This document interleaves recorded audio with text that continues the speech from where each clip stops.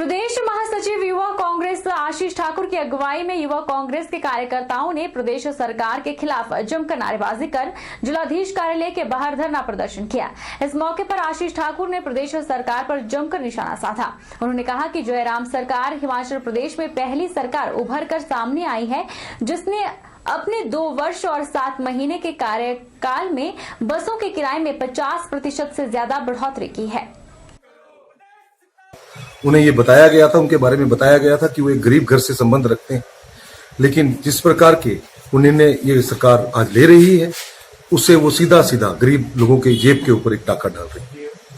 मेरा युवा कांग्रेस के माध्यम से समस्त हिमाचल वासियों की तरफ से जयराम सरकार से ये मेरा दरख्वास्त है और हम आज अपने डीसी महोदय के माध्यम से राज्यपाल के द्वारा ये दरख्वास्त कर रहे हैं कि जो तेल के जो बसों की कीमतें, जो किराए की कीमतें बढ़ाई गई हैं, उन्हें जल्द से जल्द लोगों के भलाई के लिए उन्हें नीचे लिया जाए। मैं पूछना चाहता हूं हिमाचल प्रदेश के मुख्यमंत्री श्री जयराम ठाकुर जी से कि वैश्विक महामारी कोरोना के समय में जब लोगों को राहत देनी चाहिए थी तो ऐसे समय में क्या उन्होंने बसों का किराया बढ़ाकर जो आम जनता है उनके साथ अन्याय नहीं किया। दंड प्रक्रिया संहिता 1973 की धारा 144 के अंतर्गत जिला दंडाधिकारी द्वारा उपमंडल मनाली के शुरू गांव के वार्ड नंबर 4 को नियंत्रण क्षेत्र घोषित कर दिया गया है। वार्ड नंबर 4 के आसपास का क्षेत्र प्रतिरोधी क्षेत्र रहेगा। इस वार्ड में किसी भी व्यक्ति या वाहन की आवाजाही बंद की गई है। सिर्फ नियंत्रण क्षेत्र को लागू करने के लिए सरकारी अधिकारियों और वाहनों की आवाजाही की इजाजत होगी। आवश्यक वस्तु की पूर्ति स्थानीय प्रशासन द्वारा होम डिलीवरी से की जाएगी। है कि रिसेंटली जो है मनाली के शुरू गांव में एक व्यक्ति जो है वो कोरोना पॉजिटिव आया। उसकी रिसेंट हिस्ट्री जो है विदेश से है, लेकिन अब उनको पिछले कल ही जो अपना कोविड केयर सेंटर है अपना डिस्ट्रिक्ट का उसमें शिफ्ट कर लिया गया और एहतियातन जितने भी उनके जो प्राइमरी कॉन्टेक्ट्स में थे उनको जो है आइसोलेशन में डाल दिया गया है, क्वारंटीन में डाल दिया गया है। और आज जो है सभी जो लोग उसके कॉन्टैक्ट में थे उन सब की जो है रैंडम सैंपलिंग की जाएगी और जल्द ही जो है उसकी रिपोर्ट जैसी आएगी उस हिसाब से जो है आगामी कार्रवाई की जाएगी। बिलासपुर जिला के लगभग 15 पंचायतों को जोड़ने वाला बम ब्रिज आज अपनी बदहाली पर आंसू रोने को मजबूर है। आलम ऐसा है कि एक और जहां ब्रिज में जगह जगह गड्ढे पड़े हुए हैं तो साथ ही रेलिंगें भी टूट गई है, जिसके चलते कोई बड़ा हादसा पेश आ सकता है। वहीं ब्रिज की खस्ता हालत को लेकर स्थानीय ग्रामीणों ने प्रदेश सरकार और प्रशासन से ब्रिज की जल्द मुरम्मत करवाने की अपील की। ग्रामीणों का कहना है कि काफी समय से बम ब्रिज की हालत जस की तस बनी हुई है, जिसके चलते पुल की रेलिंग भी टूट चुकी है। वहीं अब बरसात का दौर भी शुरू है। ऐसे में खड्ड में पानी का बहाव तेज होने के दौरान किसी बच्चे और बुजुर्ग के रेलिंग से गिरने के चलते कोई बड़ा हादसा हो सकता है। इसलिए प्रशासन और सरकार को चाहिए कि जल्द से जल्द पुल की मुरम्मत का कार्य शुरू किया जाए ताकि किसी बड़े हादसे को होने से पहले ही उसे रोका जा सके। वहीं इस समस्या के बाबत जब लोक निर्माण विभाग बिलासपुर के अधीक्षण अभियंता आर के वर्मा से पूछा गया तो उन्होंने माना कि बम ब्रिज की हालत खस्ता है, जिससे आने जाने वाले लोगों को दिक्कत का सामना करना पड़ रहा है।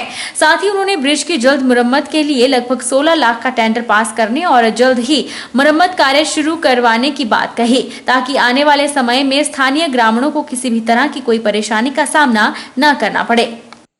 मैं इसी पंचायत से माम पंचायत से संबंधित हूँ। तो ये जो पुल है माम वाला पुल जो है काफ़ी दिनों से इसकी हालत खस्ता चली हुई है। तो हमारा सरकार से अनुरोध है कि इस पुल की जो है अच्छी तरीके से रिपेयरमेंट करें ताकि कोई दुर्घटना हो। बाकी इसमें काफ़ी आवाज़ आई काफ़ी तेज रहती है। आज तो आज आप देख ही रहे हैं बेचारा टूटता है, जैसा है वैसा ही इसकी हालत खस्ता ही है। सरकार से क्या अपील करेंगे? सरकार से तो हम ऐसी अपील करेंगे भी बनाओ, इस रोड को भी बनाओ। हमारे इधर भी बहुत ज्यादा खड्डे पड़े हैं। हाँ, बम ब्रिज एक्चुअली ये काफ़ी पुराना ब्रिज है और इसकी रिपेयर ड्यू थी, तो इसके एक्सन घुमारवी ने इसके रिपेयर के टेंडर किए हुए हैं, जिसमें इसकी वो रेलिंग का काम भी है और उसके सरफेस का भी है और उसकी बियरिंग और सब चीज़ें उसकी जो है उसकी रिपेयर होनी है। पार्टली उसकी रिपेयर हो भी चुकी है, लेकिन कुछ जो काम बचा हुआ है एक्चुअली से रेलिंग का और सरफेस का, वो in due course of time में जो है वो हम इसको कर लेंगे। फतेहपुर के अधीन 795.32 लाख की लागत से चाटा में बनने वाली पेयजल योजना खटियाड़ से पीने का पानी टैंक में डालने से खटियाड़ वासियों में खुशी की लहर है। अब खटियाड़ वासियों को पानी समस्या से दो चार नहीं होना पड़ेगा। प्रदेश सरकार और विभागीय आदेशों के बाद विभाग ने पानी भंडारण टैंक में डाल लिया है। इस पर खटियाड़ वासियों ने खुशी जताते हुए ख्वाजा पीर की पूजा करवाई।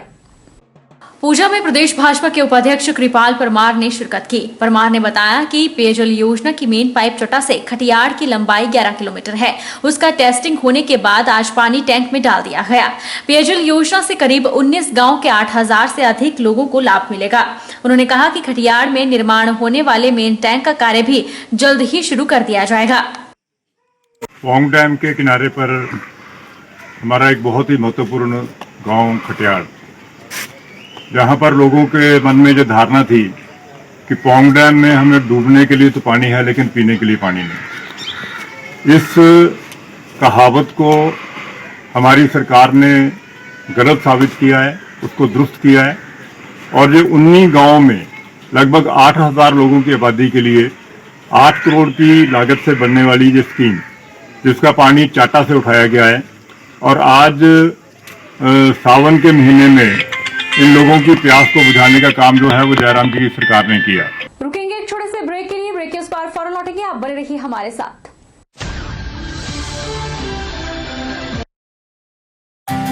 विजडम एजुकेशन सोसाइटी के सानिध्य में Vijay Group of Institute Himachal Pradesh University Shimla एवं Himachal Pradesh Board of School Education Dharamshala द्वारा मान्यता प्राप्त हिमाचल प्रदेश का एक अग्रणी शिक्षण संस्थान है।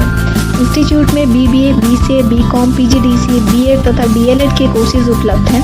कॉलेज प्रयासरत है छात्रों के चहुमुखी विकास की ओर, जिसके लिए कॉलेज उपलब्ध करवा रहा है डिजिटल क्लासरूम्स, विभिन्न प्रयोगशालाएं जैसे कि कंप्यूटर प्रयोगशालाओं का उपयोग ऑनलाइन एग्जामिनेशन के लिए भी किया जाता है, जिसमें 150 से अधिक कंप्यूटर मौजूद हैं तथा साथ ही नेचौक कस्बे में अर्ध लाइब्रेरी के अभाव को दूर करने के लिए विजडम एजुकेशन सोसाइटी ने कस्बे में शिक्षा प्राप्त करने वाले बच्चों समेत स्थानीय युवा पीढ़ी को अपने कैंपस में पुस्तकालय की सुविधा उपलब्ध करवाई है तथा साथ ही विजय ग्रुप प्रयासरत है कि कोरोना महामारी छात्रों के विकास में बाधा न बने, इसलिए विजय ग्रुप छात्रों को ऑनलाइन रजिस्ट्रेशन की सुविधा प्रदान कर रहा है, जिसके माध्यम से छात्र घर बैठे ही अपनी एडमिशन की प्रक्रिया को पूरा कर सकते हैं।